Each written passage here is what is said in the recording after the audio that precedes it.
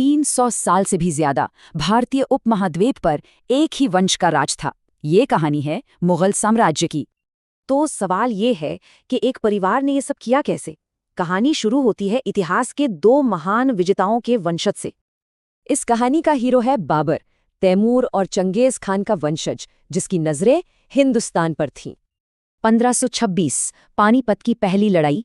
बाबर की छोटी सी सेना का सामना दिल्ली सल्तनत की विशाल फौज से हुआ। पर बाबर के पास थे नए हथियार और जबरदस्त रणनीति। बारूद ने खेल बदल दिया और साम्राज्य की नींव रखी गई। लेकिन ये शुरुआत काफी नाजुक थी। बाबर के बेटे हुमायूं को सब कुछ खोना पड़ा, एक जबरदस्त वापसी से पहले। साम्राज्य का असली आर्किटेक्ट था हुमायूं का बेटा अकबर, जिसने बहुत कम उम्र में ही तख्त संभाल लिया था। अकबर ने मनसबदारी सिस्टम से पावर को सेंट्रलाइज किया। इससे वफादारी और काम करने का तरीका दोनों बेहतर हुए। पर अकबर की सबसे बड़ी विरासत थी सबको साथ लेकर चलने की नीति। एक बहुत बड़े और विविध साम्राज्य को जोड़ना।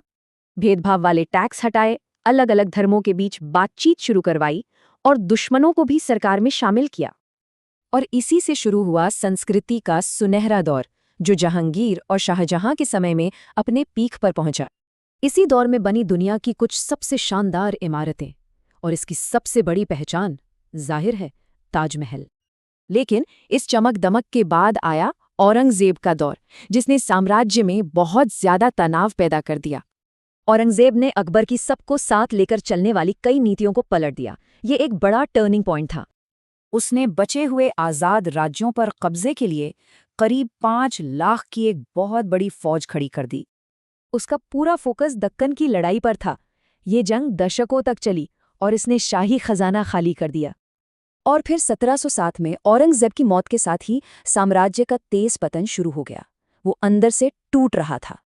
बादशाह कमजोर पड़ गए, गवर्नर बागी हो गए और बाहरी हमलों ने बची खुची कसर भी पूरी कर दी। 1739 में नादिर शाह ने दिल्ली को लूटा। इस हमले ने पूरी दुनिया को दिखा दिया कि मुगल बादशाह कितने कमजोर हो चुके हैं।